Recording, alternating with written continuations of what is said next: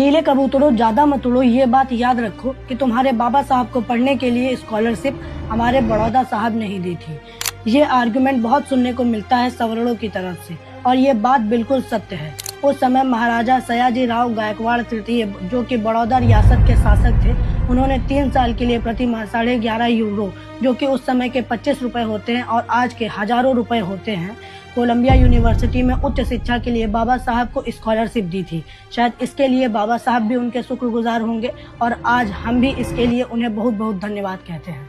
लेकिन ये कहानी यहीं पर खत्म नहीं होती। उन्होंने एक शर्त रखी थी कि शिक्षा पूरी हो जाने के बाद बाबा साहब को 10 साल बड़ौदा राज्य की सेवा करनी होगी। इससे पता चलता है कि ये एक प्रोफेशनल कॉन्ट्रैक्ट था, न कि निशर्त दान। बड़ौदा साहब एक बहुत ही बड़े दूरदर्शी थे। उन्होंने समाज के लिए बहुत बड़े बड़े काम किए हैं। शायद उन्हें इस बात की जानकारी होगी कि जब बाबा साहब पढ़ लिख जाएंगे तो लोग उन्हें नीचा दिखाने के लिए कहेंगे कि तुम्हें तो बड़ौदा साहब ने पढ़ाया है। इसीलिए उन्होंने बाबा साहब से कहा कि तुम 10 साल मेरी रियासत में काम कर देना ताकि कोई एहसान न रहे। लेकिन बाबा साहब छुआछूत और भेदभाव के चलते 10 साल सेवा न दे पाए, सिर्फ 11 दिनों में ही इस्तीफा दे दिया। इसीलिए शर्त के अनुसार स्कॉलरशिप का सारा पैसा बाबा साहब को वापस करना था।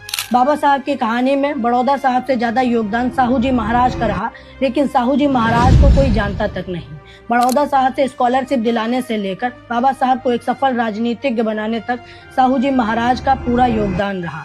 उनके परोपकार की कोई अवहेलना नहीं कर सकता। मूक नायक समाचार पत्र शुरू कराने से लेकर जब बाबा साहब पर गांधी जी जैसे दिग्गज लोग भरोसा नहीं कर पा रहे थे, तब साहू जी महाराज ने भरे सम्मेलन में बाबा साहब को दलितों के मुक्तिदाता के रूप में लोगों से इंट्रोड्यूस कराया। इस मानगांव परिषद ने मुझे विश्वास दिलाया है कि आपको अंबेडकर के रूप में अपना उद्धारक मिल गया। मुझे भरोसा है ये आपकी बेड़ियां तोड़ डालेंगे। इतना ही नहीं, वो समय आएगा, मेरा मन मुझे कहता है, जब अंबेडकर इस देश के अग्रणी और महान नेताओं में गिने जाएंगे। समाज में लोगों को एक दूसरे को नीचा दिखाने में बड़ा मजा आता है और ये काम उन्हीं के होते हैं जिन्होंने कभी किसी बच्चे को पढ़ाने में मदद नहीं करी होगी, और अगर मदद भी करते हैं तो सोशल मीडिया पर 50 फोटोज डालते हैं। और इधर कभी किसी भी लेख या किताब में बड़ौदा साहब ने नहीं कहा कि मैंने अंबेडकर साहब को पढ़ाने में मदद की, और ना ही साहू जी महाराज ने कहा कि मैंने बाबा साहब को राजनीतिक मंच दिया, क्योंकि उन्हें पता है कि बाबा साहब ने जो भी हासिल किया है वो सब अपनी मेहनत, संघर्ष और अपने लोगों के समर्थन से किया है, ना कि किसी के दया एहसान से।